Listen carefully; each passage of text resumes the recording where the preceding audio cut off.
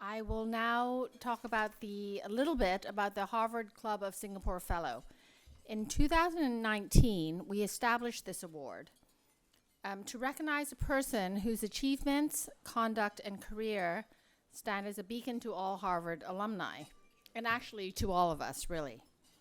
This person, who, by the way, does not have to have any affiliation with Harvard at all, reflects the best values of Harvard University, excellence and leadership, not just in the field of academia, which again is what DPM Wong mentioned as well, but also has had a broader and positive and significant impact on society at large. Two of the previous awardees, Nolene Hazer, who's also here this evening, she is currently the UN Special Envoy to Myanmar, and Professor Wang Gongwu, who is also here this evening, who, other than being known as a historian on China and Southeast Asia, has also recently just won the 2022 Singapore Literature Prize for his memoir.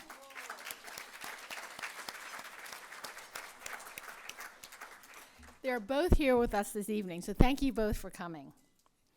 This year, we are very delighted to present the Harvard Club of Singapore Fellow Award to T. Sasitharan of the Intercultural Theatre Institute.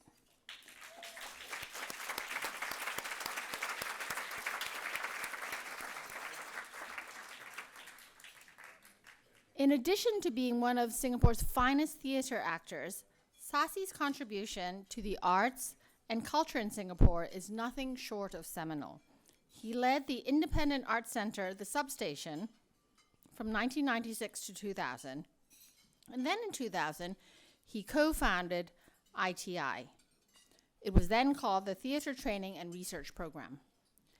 ITI is a conservatory which is very unique in the world of theatre training because of its curriculum and pedagogy. The students are schooled in not one, but 5 major world theatre styles: Chinese, Japanese, Indian, and Indonesian theatre and dance traditions, as well as a contemporary Western methodology. In 2012, Sasi was awarded the Singapore Cultural Medallion, our highest honor for the arts here. We're delighted to introduce him, T. Sasitharan, the 3rd HCS Fellow, to you all, and invite him up on stage.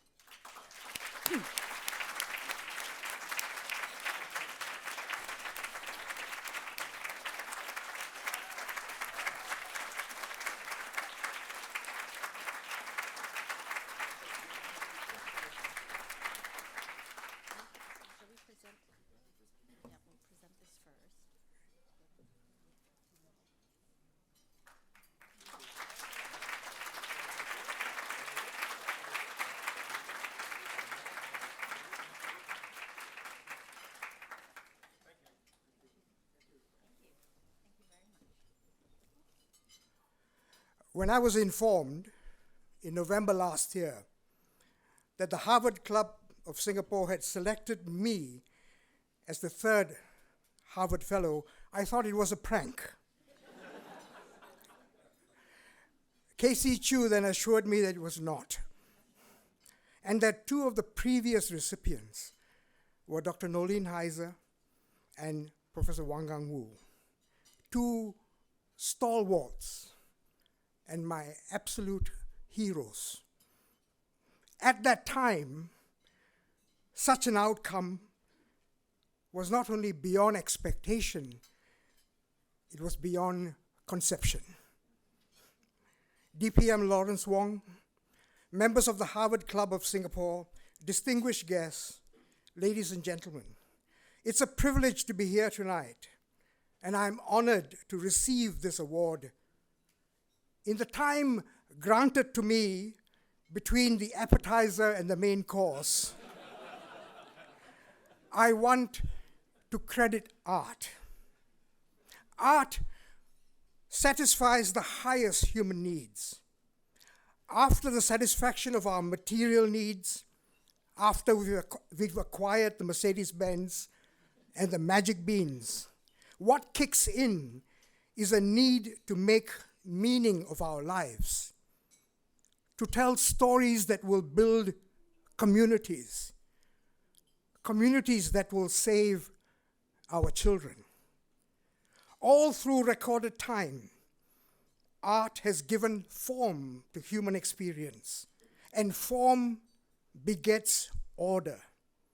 Art creates order as true to the impact of the external reality and as sensitive to the human heart, delicate as a web shimmering in the moonlight. It engenders voice and line, depth and resonance to human desires and dreams, dispensing harmony and concord, the milk of sweet pleasure. This is wonderful and wondrous in a world of war, climate disaster, and death.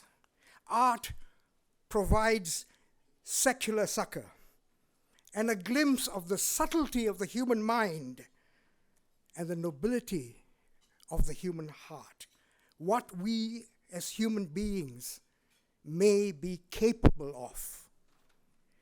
But being an artist means learning many lessons, tough lessons. The first is to be unafraid to work without limitations to imagination. Art is impossible where the mind is manacled and the heart is unfeeling. Yes, we've been told time and again that there is no such thing as complete freedom, that we must be practical, pragmatic, be compliant, compromise, cultivate the art of the possible. For the artists, these are lies, damned lies, and should be rejected out of hand. There can be no art without freedom. The history of art is filled with artists who have fought to be free, from Sostakovich to Akhmatova, to Mendelssohn, to Pramodia Anandatoa, and to Kuo Pao Kun. Hear their music, read their poetry, watch their plays. Art cannot abide subjugation. William Faulkner, in his Nobel Prize speech in 1949, said, and I quote, "The artist must teach himself the basis of all things is to be afraid, and teaching himself that, forget it forever, leaving no room in his workshop for anything but the old verities and truths of the heart, the old universal truths, lacking which any story is ephemeral and doomed.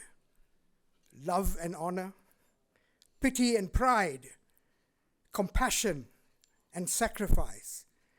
Until he does so, he labors under a curse. His griefs grieve on no universal bones, leaving no scars. He writes not of the heart, but of the glands." Unquote. So what is art? As soon as you think you've figured out the answer, the next work you see will confound it. Do not be vexed by this question. You will know art when you find it, or more likely, when it finds you. Behold art. You will be moved, touched, shaken, and shook. The truth you behold or discover or learn will be palpable and undeniable, no matter how plain, painful, pathetic, or unpalatable it may seem to you. Art will transform you. It is the grammar of what the mind knows and the heart feels, necessarily as the laws of physics and logic. Art fuses reality and fantasy and everything in between, through all time and all places, for all people, people you love, and people you loathe. Art shows us the world sub specie aeteratis. To put it another way, art shows you the world through the lens of eternity. For T.S. Eliot, this meant datta, charity, dayadavam, compassion, damyata, control. For Kawabata, it was about time. Time flows in many streams like a river. An inner stream of time will flow rapidly at some places and sluggishly at others, or perhaps even stand hopelessly stagnant. Cosmic time is the same for everyone, but every human enters time differently with each person. Time flows in the same way for all human beings. Every human being flows through time in a different way. A community without artists is not a true community. Only a group of people living in a vicinity. Culture binds communities, and art is the flower of culture, its highest expression. Even so, each individual artist must be prepared to fail, and fail again, and fail better. There can be no art if artists cannot fail, if they are not prepared to be stupid enough to trust the process of making art, a process that will never be proven, that will always be inefficient and messy and impossible to engineer. For at the heart of the process of art, nestled within supreme skill and craftsmanship and technique and acute observation of life and compassion, is moral agency. How good art is partly depends on what you judge is the appropriate thing to say about what it says. For example, the reason why Goa's Disasters of War sketches is so highly regarded is not just because of technical artistry, but because technical artistry is at the service of something we take to be important and true. Namely, there is something horrific about the degradation involved in warfare and brutality. When a work is morally problematic, it should affect how we think of it as art. Take the famous film by Leni Riefenstahl, Triumph of the Will. Leni Riefenstahl was a German filmmaker. She was brilliant in her filming techniques and was years ahead of the very best that Hollywood could produce. Her imagery is amazing. And in the Triumph of the Will, a very short opening sequence, we see a plane coming down from the clouds, the shadow, the play of light behind it. We have a demigod descending onto the crowd. It is Hitler. It's a glorification of Hitler in person and of Nazism. The film tries to get us to admire something we should condemn. This is bad art. You cannot be a good artist unless you're a good person. A good person in the sense that you assume full responsibility as a moral being. In making the art, you are prepared to be irresponsible, to swim against the current, to question, to criticize, and to challenge status quo. This is the artist as iconoclast, the shatterer of conventions. This aspect of the artist stands opposed to the notion of the artist as the flighty, slightly wacko weirdo, or the romantic fool, or the mad genius. The arts have been a part of Singapore life for as long as anyone can remember. as indigenous Malay communities thrived, tilling the land, fishing the waters, and were conjoined with imperialists from Europe, immigrant laborers, and merchants from China, India, Arabia, and the rest of the seafaring world, the arts were already here. As we settled on this noisy island to make a life, to work, to love, the arts were already here. Theater, dance, song, music, literature, puppetry, opera, and painting mingled and melded with life. Lives connected to civilizations far away and beyond. The past is a dream, echoes of forgotten songs, ditties heard in the first flush of life, and lingering flavors seeped on our tongues. These our forefathers carried and passed on. And yet, today, the arts are rarely acknowledged, much less celebrated as vital to our lives. We think of the arts as an extension of the state, or the economy, or education, or therapy.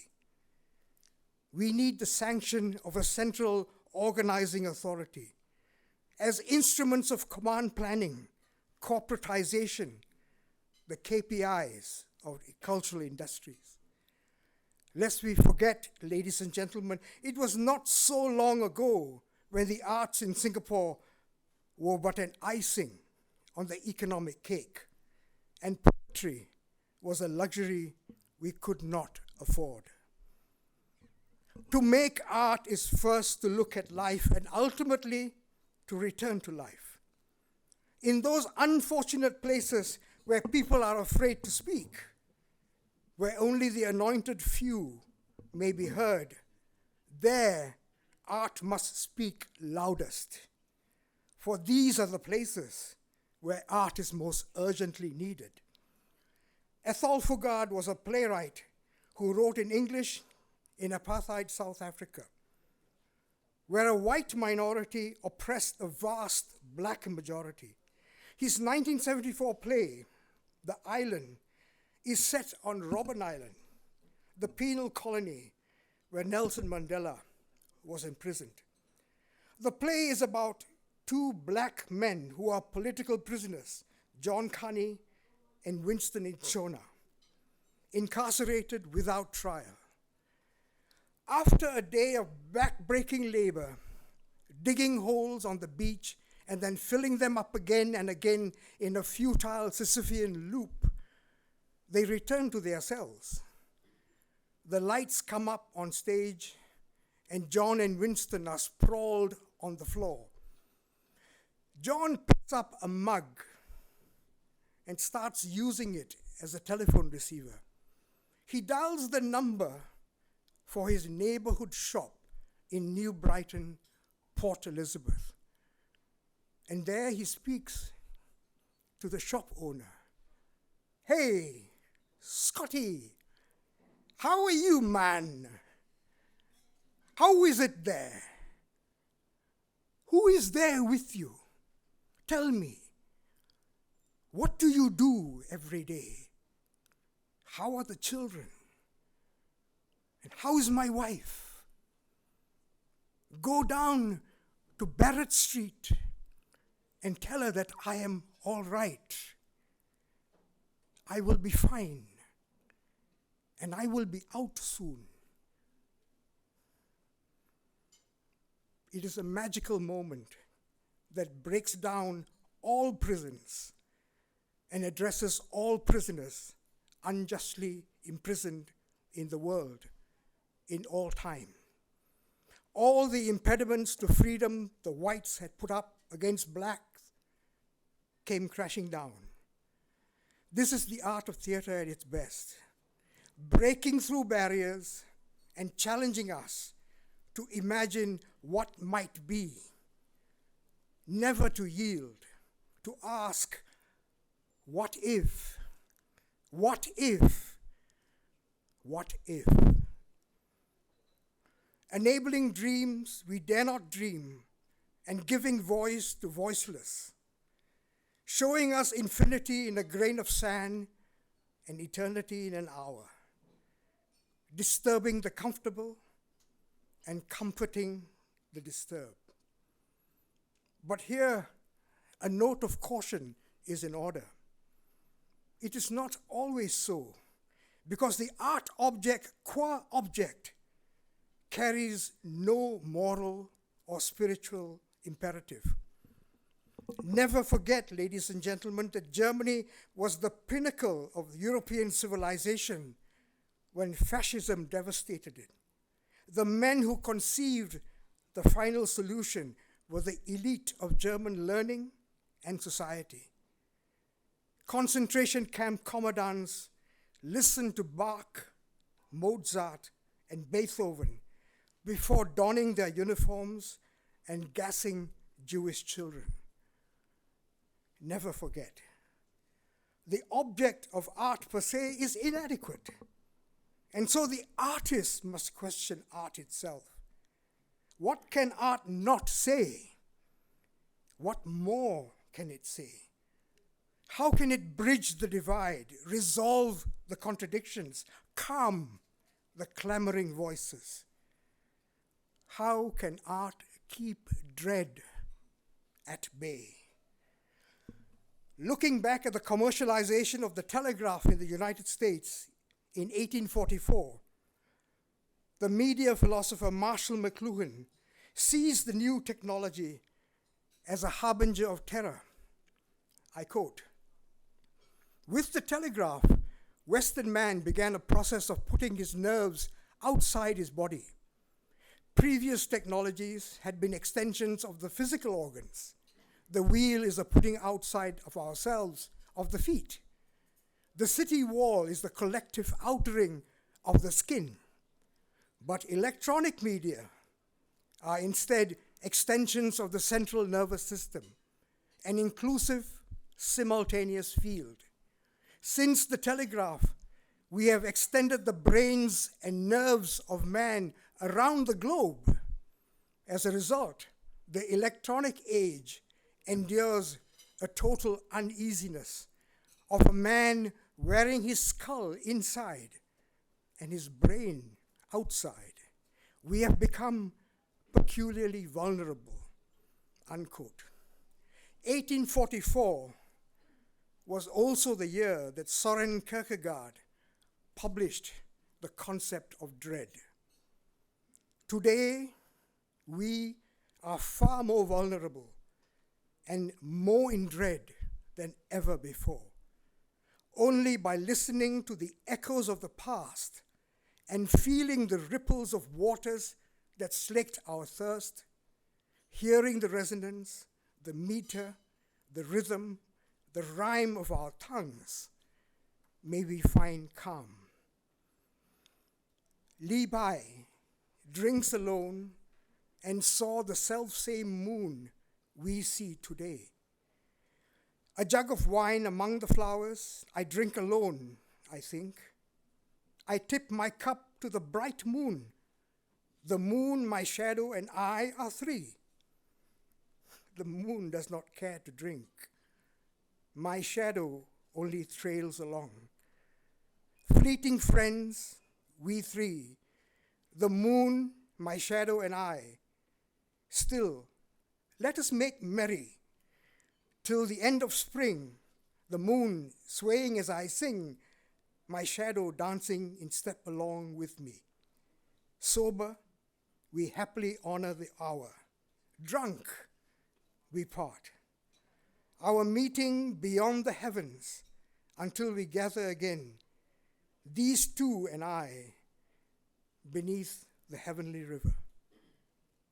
And still on the theme of wine and drunkenness, this is Omar Khayyam of Persia. With me along some strip of herbage strewn that just divides the desert from the sown, where name of slave and sultan scarce is known, and pity Sultan Mahmud on his throne. Here with a loaf of bread beneath the bough, a flask of wine, a book of verse, and thou, beside me singing in the wilderness. And wilderness is paradise now. Art transforms the valency of perception, creates possibilities where none had existed before. It creates new worlds, new realities, new hope. No one understood this better than Kuo Pao Kun. This is the coda from his Descendants of the Eunuch Admiral. Home? I have no home. My home is across the ocean, on the seas. Home? I have no home. My home is in the alien countries, on faraway waters. I have no name, I have no sex. Departing is my arriving. Wandering is my residence. Stop asking. Stop. Ma he, cheng he. Sompo kong. Cut and dried, plugged and exiled, orphaned and wanderer, eunuch admiral. Yesterday from Utah here to the Western Oceans. Today from Loyamen to Suzhou Park. Tomorrow the earth, the moon, Mars, and the sun. Nameless, sexless, rootless, homeless. Everyone is a parent to the orphan. Every god is a protector to the wanderer. Every land and sky and water is home. It is forever Chaijian, Salamat, Vanakkam, farewell. I cannot tarry, I must hurry.